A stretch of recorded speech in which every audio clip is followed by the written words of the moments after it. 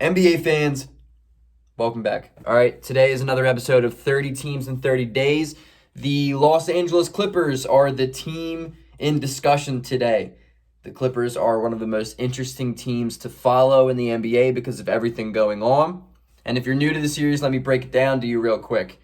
We're going to go by their draft. We're going to talk about it, grade it. We're going to go to the free agency, do the exact same thing. We're going to talk about their rotation, break down their roster a little bit, and their depth chart, where I think it's going to look like. I'm going to talk about 3 remaining questions for the team this upcoming season. Then I'm going to give an overall grade and then an evaluation as to why. Normally, I would talk about their jerseys, but since I made a video a week ago describing every single new city jersey, I think you guys should just go check that out instead. I can save some time on these videos. So let's just get right into it. Actually, before I do, one of my followers, subscribers, put in my comment section yesterday that I should create a Discord channel. So if that is something that you guys would be interested in, let me know in the comments below. I can absolutely set up a Discord, a community. It's new to me, so I'm sure I could, contact with him to see how it should look, what, it's to expect from you guys. But if that's something you guys would be interested in, like a Discord, or like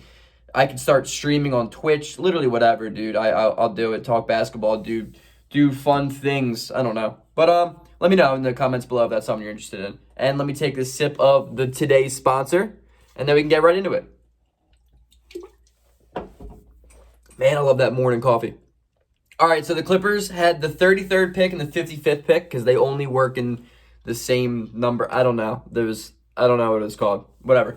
The 33rd pick, they selected Daniel Oturu. Now, Oturu is good upside. I kind of liked him as a prospect. I thought he was going to be probably a late first rounder, so 33 is a good value for it. I don't love the selection, though, for the Clippers. I just don't think he's going to get a lot of time, and it's kind of unfortunate for him. I don't love the situation for him, but he is good upside, dude. He's a good rebounder, and he kind of low-key has shown some shooting skills and some range, so maybe if he can stretch his game out, a little bit, that could be pretty big for his development and the Clippers in general. Then with 55, they selected Jay Scrubb, who was it's funny because the dude's a JUCO. He went to a junior college, and that was the big talk before the draft. So congratulations to him on getting drafted, dude. He is a good scorer. He's a good shot creator. He has his problems, but for what he is, he's pretty good. I would give it their draft a B. I liked it. Why not? Free agency, they traded Landry Shamet for Luke Kennard, and they signed Serge Ibaka and Nicholas Batum. I like that. I like the the veteran minimums of Nicholas Batum. I like the fact they signed Serge Ibaka. He's a really, really good player. He's probably an upgrade from Montrezl Harrell. Not as an overall player, but just what they needed. They lost Michael Green, Jonathan Motley, Montrezl Harrell, Rodney McGruder. Trez might hurt him a little bit, but outside of that, I don't think they lost too much. Nicholas Batum is a question mark, but I think he could be pretty good off the bench in a 9-man role for a team like the Clippers. I like Landry. I like Luke Kennard. Don't get me wrong, but he may be the worst defender, one of the worst defenders in the NBA. He's a better scorer than Landry Shamet for sure, but I don't know. He doesn't stay healthy. There's something about Luke Kennard where I'm just I'm going to hold my horses. So, free agency, I gave him a C+, B-. I don't think they got substantially better, but they didn't really get substantially worse. So, it's a very, lateral free agency. So, their roster right now is probably looking like Pat Bev at the 1, Paul George at the 2, Kawhi at the 3, Serge Ibaka at the 4, and Ivica Zubac at the 5, probably. I think another variation of that could be Pat Bev, Paul George, Kawhi Leonard, Marcus Morris at the 4, and maybe Ibaka at the 5. That would be interesting. I don't know. But then their bench would probably be looking like Lou Williams, Marcus Morris, Luke Kennard, Patrick Patterson, Daniel Oturu, Reggie Jackson. I like Lou Williams. I like a lot of the players on the Clippers, but their problem is they have a lot of guys who historically do not show up in the playoffs. So that's going to be a question mark. I think Serge Ibaka is a good addition, though. Really, really good addition. I'd probably see him starting this year. 3 questions remaining I got. Is Kawhi and PG gone after this season if it's another failure? I think it's seriously something you have to consider, and I wouldn't be surprised if they're gone. I could see Paul George re-signing, but whatever. I mean, if you lose Kawhi Leonard, it's not even worth keeping on to Paul George because he's not a number one, and right now I don't even know if he's a number two. So that's a question to be asked. Number two is, was Doc Rivers really, really the one to blame for the playoff failures? Or is it more on like playoff P, Paul George?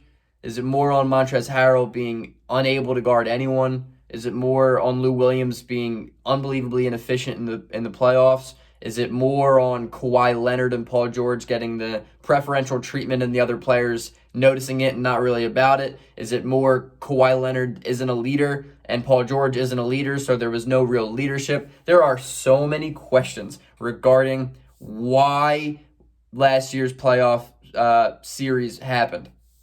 So many questions. And I think it's kind of unfair to blame it on the only guy that's not there anymore. Like, I think Doc Rivers didn't coach well in the series, don't get me wrong, but at the same time, there's no shot he's the only one to blame. I just named like 6 things off the top of my head, and you're going to just blame that on the coach? I don't know. Number 3, is Ty Lue enough? Wait, before I get into it, Paul George, is it your coach's fault that you're hitting the side of the backboard on 3-point attempts from the corner? Oh my God, dude. I remember I watched this game. I think it was game 5. When he shot 3 threes from the corner, like in straight possessions, and 2 of them hit the side of the backboard. And I'm like, yo, what is going on with this man right now? He can't hit the broadside of a barn. I don't know. That's like a Larry Bird reference, I think. Question number 3. Is Ty Lue enough to put this team over the hump with the lack of chemistry that they have? Personally, I just don't think so. But at the same time, respectfully, you need to have the Clippers as a championship contender. You need to, because they're just too talented not to. If they fix chemistry problems, they're a championship winning team. Granted, it's a lot easier said than done, but for sure, you still have to know that. I personally don't think the Clippers are going to win a championship this year.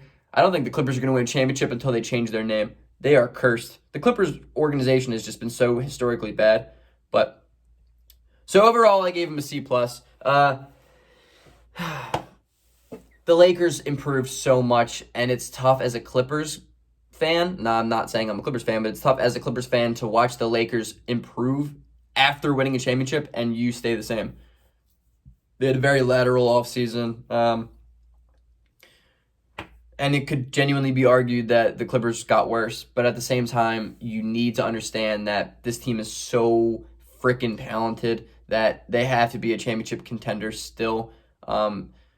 If you have Kawhi Leonard and Paul George on the same team, it's going to be a top 5 team in the NBA. So you need to remember that before you just count them out after the debacle of last year's playoff series against Denver. But you know what I mean? And, I'll talk about their jersey real quick, too. You know what it is? It's like the GTA-looking jersey. I loved it last year. I would have had it as one of my favorite jerseys last year. But the fact that they brought back the exact same jersey, just in a different color, to me is lazy, and I hate laziness when it comes to NBA fashion. So screw that. It's a cool jersey. It's sweet. I love the LA, like the Los Angeles font, because it reminds me of Grand Theft Auto, but at the same time, dude, do something new. You know what I mean? Until next time, I actually have a really interesting Sixers video coming out later today. It's going to be really, really good. It's an interesting idea. No one has done it on YouTube, so I'll be the first. Like and subscribe to the channel.